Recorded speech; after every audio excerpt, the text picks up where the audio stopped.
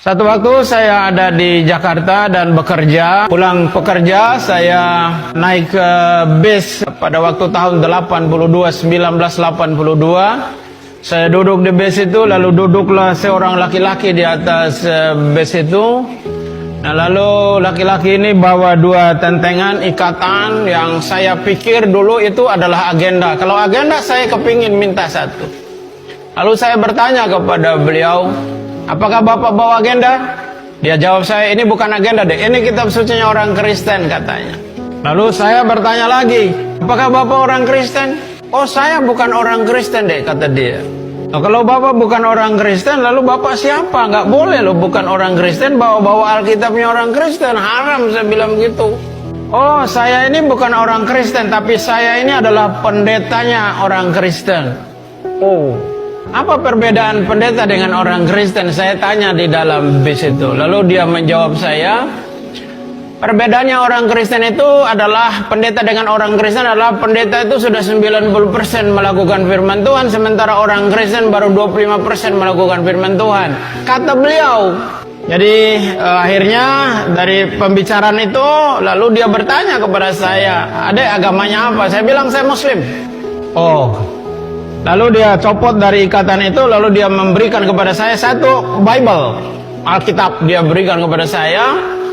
Lalu dia turun, kami berpisah. Sejak dari peristiwa itu saya tidak lagi ketemu dengan beliau. Saya tidak tahu namanya siapa, dari gereja mana, organisasi apa, saya nggak tahu. Akhirnya saya bawa Alkitab itu pulang ke rumah. Nah, lalu beberapa 2 minggu sesudah saya Alkitab itu ada di rumah, saya ingin mempelajari ini Alkitab, apa isinya kitabnya orang Kristen. Sesudah sholat isya saya deret ada Al-Quran saya, ada hadis Nabi beberapa hadis, lalu ada Alkitab yang belum pernah saya baca. Akhirnya setelah itu saya berdoa, saya membuka ini Bible dengan kalimat Bismillahirrahmanirrahim. Saya buka ini Bible dan saya kaget, saya menemukan satu kalimat yang paling depan itu ada kalimat kejadian. Besar sekali saudara, kejadian. Pada waktu saya membaca kata kejadian itu betapa kagetnya saya, lalu saya berpikir, berkata dalam hati saya, ini ada kejadian apa ini gitu.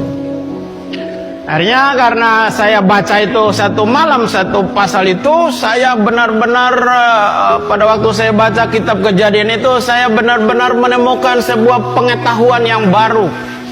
Kenapa saya menemukan sebuah pengetahuan yang baru? Karena agama saya Islam tidak menceritakan bahwa Tuhan hari pertama Tuhan menciptakan apa, hari kedua apa, hari ketiga apa, hari keempat apa, hari yang kelima apa, itu nggak ada.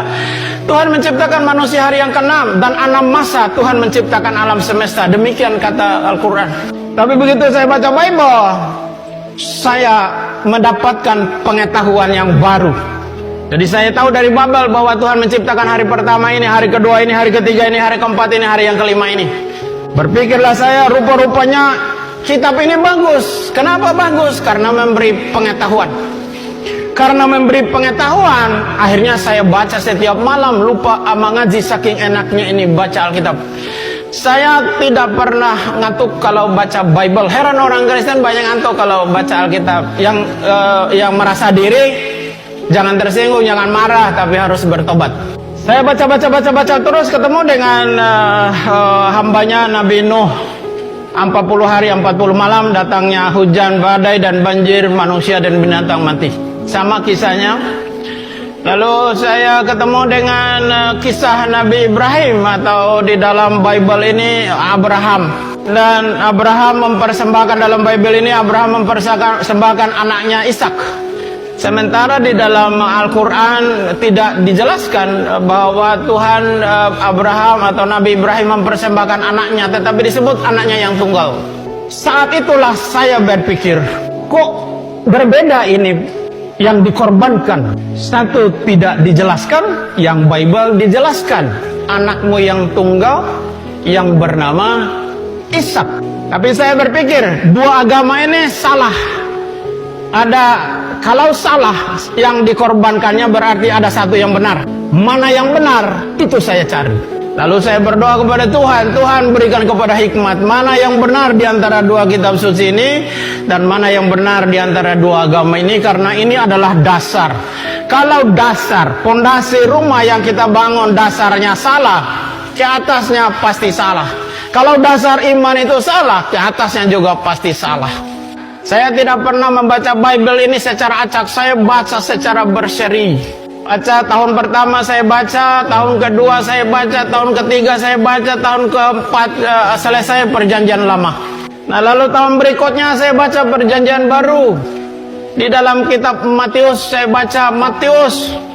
Dan saya menemukan sebuah kalimat yang sangat luar biasa di dalam perkataan Yesus Kristus di dalam Injil ini. Dia berkata, kalau kamu ditampa pipi yang kanan, kasih juga yang kiri. Berdoalah untuk musuhmu, berkatilah untuk orang-orang yang menganiaya kamu.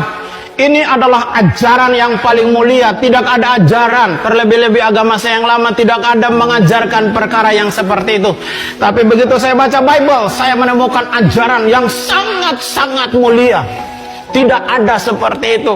Itu semua ada di dalam Bible, dan itu perkataan Yesus Kristus. Saya terus membacanya. Saya membaca satu kalimat yang sangat-sangat luar biasa. Kalimat itu berbunyi demikian. Perkataan Yesus Kristus, kepadaku telah diberikan segala kuasa di langit dan di bumi. Jadi Yesus Kristus itu berkuasa di langit dan di bumi. Saya kembali buka, saya punya kitab Al-Quran, dan saya membuka di dalam surat 3 Ali Imran ayat yang ke-45. Allah Subhanahu wa Ta'ala berfirman kepada hambanya Nabi Muhammad di dalam Ali Imran 3 ayat yang ke-45 demikian, Isabnu Maryama wajiham fid dunya wal akhirah. Apa artinya?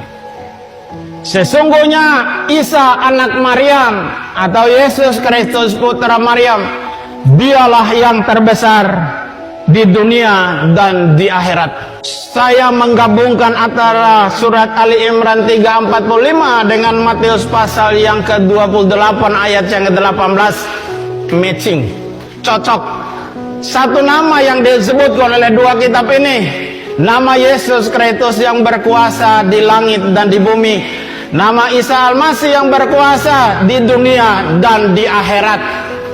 Al-Quran menceritakan bahwa bukan Nabi Adam yang terbesar di dunia dan akhirat, bukan Nabi Ibrahim, bukan Nabi Daud, bukan Nabi Sulaiman, bukan Nabi Musa, bukan Nabi Zakaria, bukan Nabi Nuh, bukan Nabi Ayub, bukan nabi-nabi yang lain. Tetapi Al-Quran menceritakan bahwa yang terbesar di dunia dan di akhirat adalah Isa putra Maryam, atau di dalam Bible Yesus Kristus anak Maryam.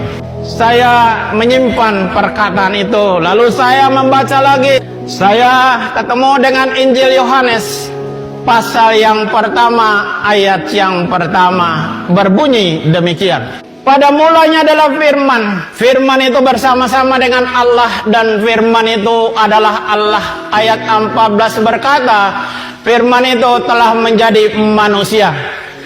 Jadi Yesus Kristus yang adalah firman itu, dialah yang menjadi manusia.